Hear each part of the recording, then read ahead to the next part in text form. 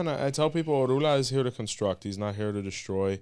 The religion has gone through a lot of social, chapters, right? Where 𝗪𝗲𝗍 was preeminent at one point, and then it was absent at one point, and now people are beginning to realize how necessary Ifa and 𝗪𝗲𝗍 are in union, right? And how one leads to the other and vice versa. So your story is one that that the wife brought up pretty quickly, especially it was very similar to ours, and the whole goal of creating a new life. So if you could talk kind of about that journey with your youngest one coming into the world. So my husband and I met 7 years ago. Beautiful. Around the time of the spirituality. Okay, lovely. Where I learned to set boundaries, and I met him. Yeah. And we had a pregnancy where I lost it. And we kept trying and trying and trying for 6 years. We could not get pregnant. Yeah. There was nothing wrong with either one of us. Yeah. So then we started that same year that I crowned, that January. Like I said, they all received their mano de 𝗪𝗲𝗍. From there, we went. I got scratched. He got scratched too. Nice. And a month later, literally, it took me 3 months, and I crowned. Beautiful. As soon as I got everybody aligned.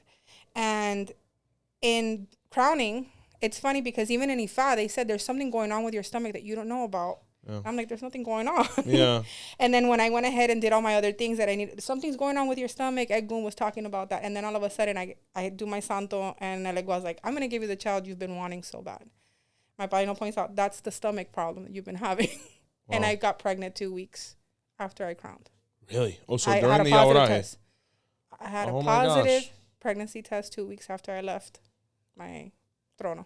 That's really epic stuff. And when you talk about just a journey, basically a 7-year-long goal, right? Of you guys, getting together, spiritual awakening once more, coming into each other's lives. Like, just to backtrack a little bit, did you meet at a misa? Was it, No, it was funny because he's been in the religion, but not fully. It's always been me.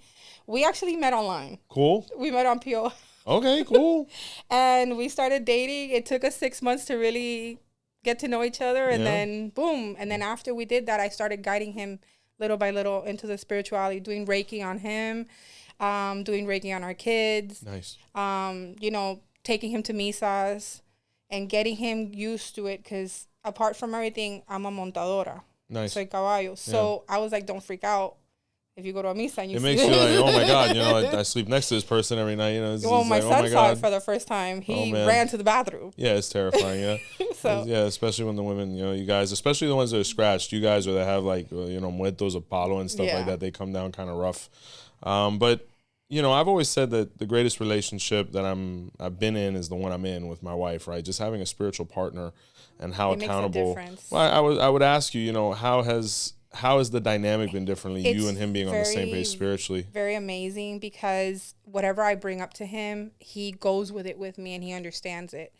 If I get a premonition, he listens to what I tell him, because he knows that we've got, people on the other side trying to protect us. Yeah. So it's nice to have somebody that's next to me that not only listens to the stuff I say, but grows with me and goes along with it too.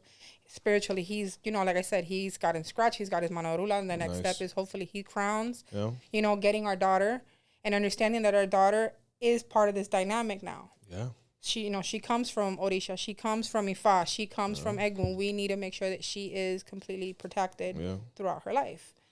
Yeah, and I've always said the greatest inheritance a child can leave or give to their children, or a parent can give to their children, is legacy and culture, right? Ifa is family. That's really what it's all about. 𝗪𝗲𝗍𝗶's only goal on life is just to ensure the persistence of the human race through procreation. So if you notice, every Odu has something for somebody to get pregnant. That's all we're really worried about, I mean, 𝗪𝗲𝗍𝗶 had a bunch of kids for that same reason.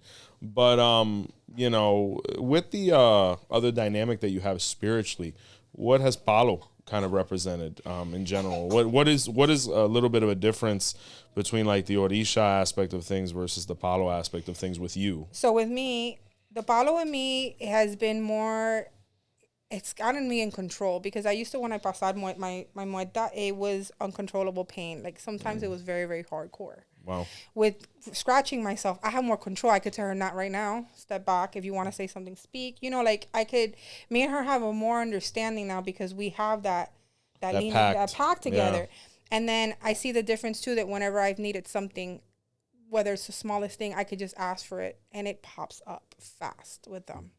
Yeah. No, definitely a very strong religion, one that I'm a huge fan of, even though I didn't have the pleasure of getting initiated into it. Everybody in my house, everybody in my spiritual house, everybody's my 𝗿𝗏𝗍𝗄, so you guys are a fun bunch. With now you accomplishing this goal, like, oh my God, we have this positive test. What's going through your mind now? Because I would imagine, it's a huge shock.